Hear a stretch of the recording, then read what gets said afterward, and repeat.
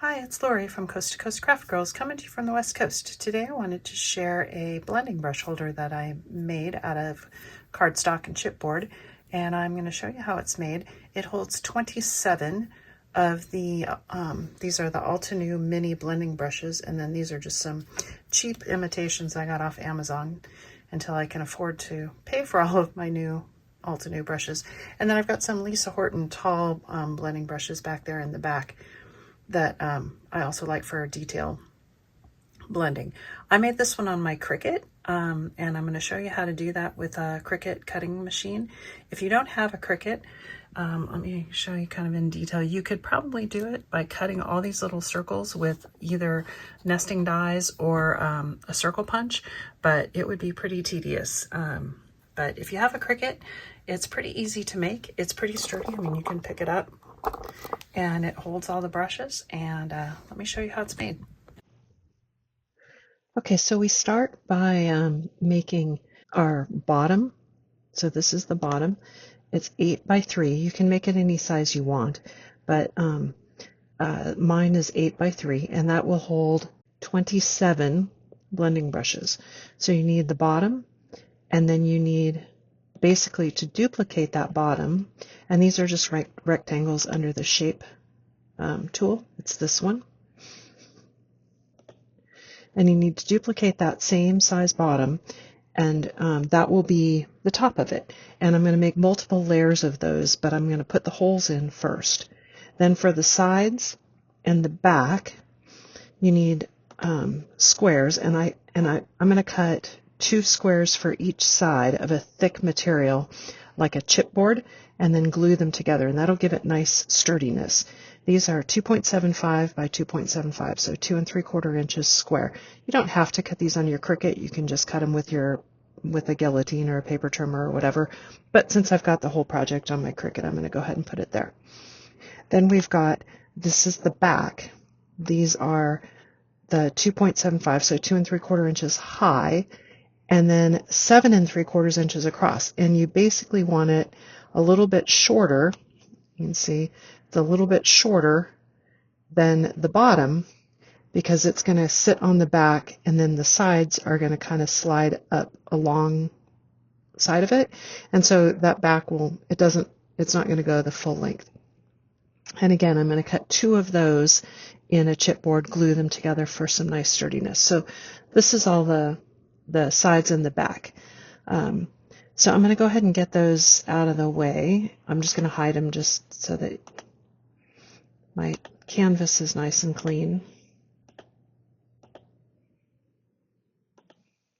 And now I've got my bottom, which is this one. I'm going to go ahead and hide that one because we're going to save that one for later. Then I've got, this is going to be my top. Now this is where I'm going to put my holes. What you're going to do is you're going to take a circle, and you have to decide how big you want that circle. So for the Altenew mini blending brushes, if you want a fairly tight fit, do a 5/8 inch hole. If you want a little bit looser fit, you could do a 3/4 inch hole, but I'm going to do a 5/8 inch hole. So I want to make this hole 5/8 of an inch, which is 0.625. So we'll go ahead and make that hole, or that circle, that size. Now we're going to move this and kind of position it where we want it, and then you're going to duplicate it enough times for each of the blending brushes. And what you can do is what I would do, or what I did, is duplicate it 3 times to make your columns, and then you can kind of select each of the 3, do an align center, or no, align center horizontally. That'll put them in a line. Oops, now I moved them. So align center horizontally, and that'll align them. And then you want to just kind of get them evenly spaced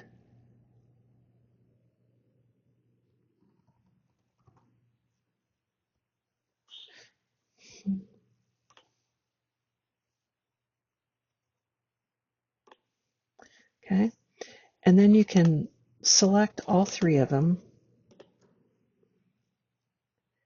and I'm gonna combine them and just unite, and that makes them one. Now, if I duplicate that, I get all three of them, right? And we're just gonna kind of separate them, and then we're gonna duplicate it again and get it the distance. And you're gonna duplicate them however many rows or sections of holes you want.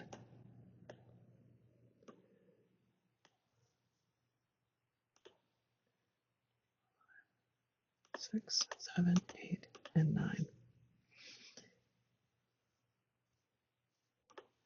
And then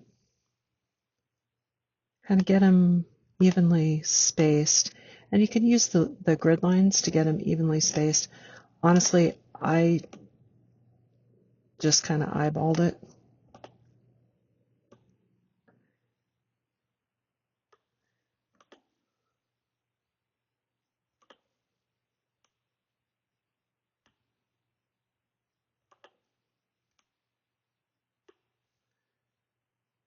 Something like that. And then I'm going to go ahead and move the background out of the way. Then if you collect all of these and do an align top, that'll get them in the right spot. Okay. So now I've got all of those holes selected. I'm going to combine those as well into one set of holes. Now I can take that and my background, and you can either attach it or attach them together, and then you'll cut the holes out. The holes will get cut out of that piece, or you could slice it. So the other option is to, let me undo that.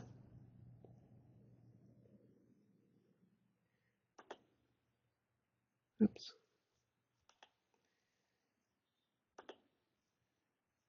So you can also take the two of them and slice.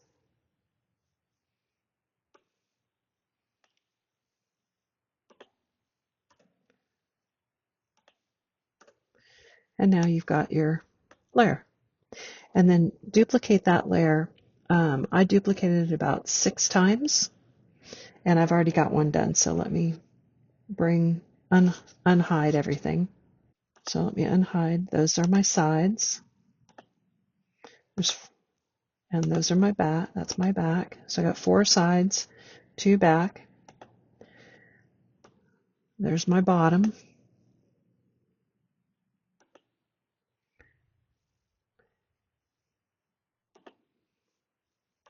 So there's the bottom. And I got 2 of those because I'm going to layer 2 of them together. And then here's my holes.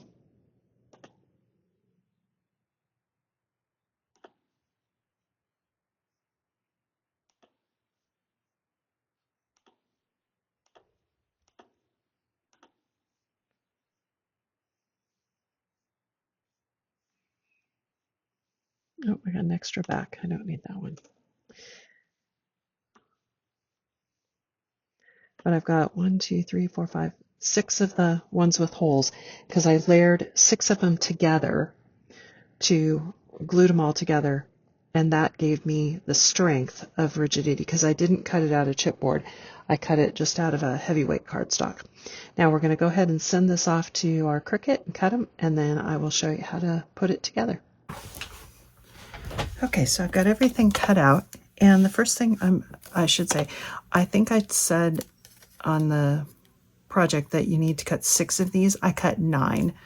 And the reason I forgot about 3 is because you glue 3 of them together, and that's going to mount on your bottom piece, and that gives you some place for the brushes to sit in.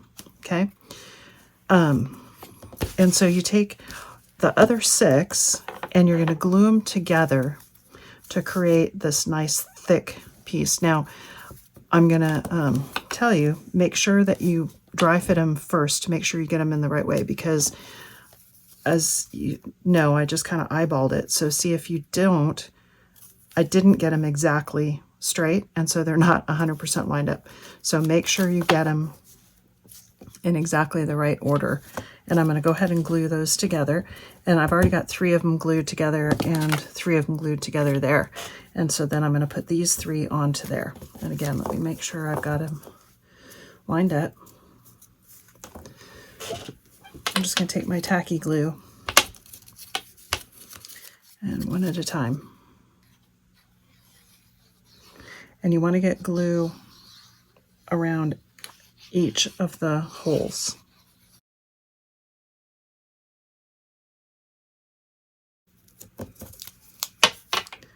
Okay, so there's my 6 layered up for the top. And then I've got the 2 bottom pieces glued together, and then I'm going to glue these 3, these are 3, I'm going to glue that onto the bottom. So I told you I cut the 4 little side panels and the back panel out of chipboard. And then I cut 2 strips of this is just white cardstock, and they're 4 inches high. And I'm going to use this to kind of, because I didn't like necessarily the looks of just the brown chipboard. And this lets you kind of create a wraparound between the back and the sides. So, but I didn't have one piece long enough, so I cut it into 2. And we're just gonna line these pieces of cardstock up.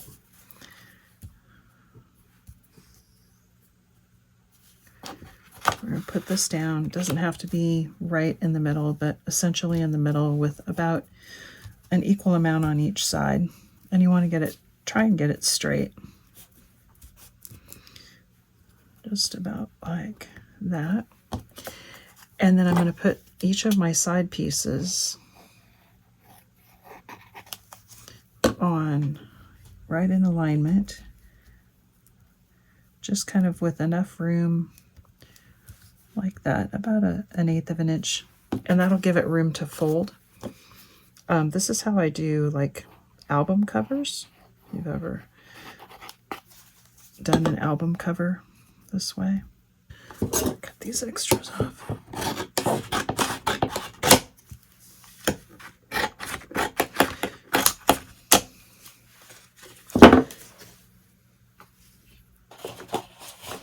You want about an inch on each side, or 3/4 of an inch, or whatever. We're going to fold up on both sides.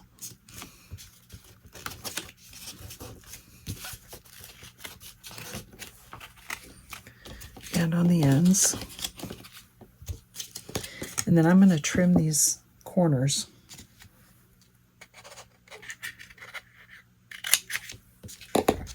Like that, just to make it fold up. Let's see. I'm basically just trimming at an angle right up to the corner to cut some of that bulk cardstock away.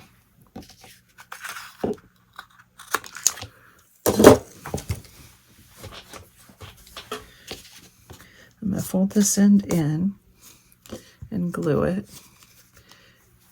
Go back to my tacky glue.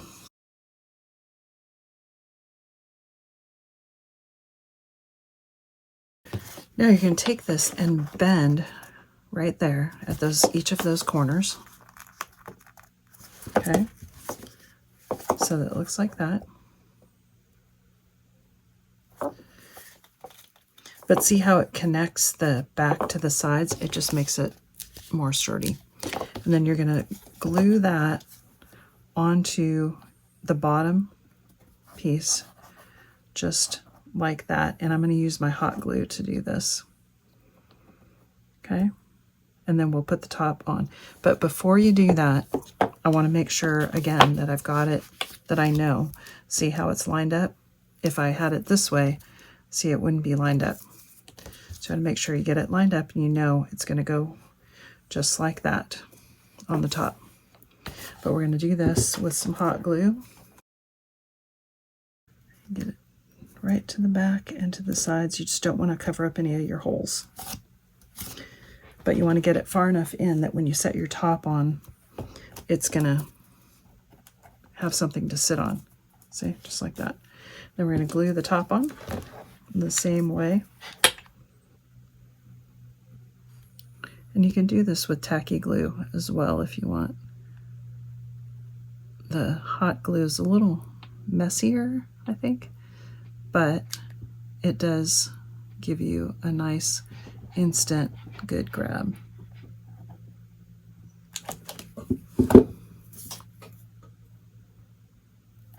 I just want to get this lined up even. And there we go. You're done. And now you can see my blending brushes sit right down in there, just like that. Nice and sturdy. Perfect. Holds 27 blending brushes. If I can ever afford to buy 27 little mini blending brushes, I'll have someplace to put them. Anyway, thanks for watching.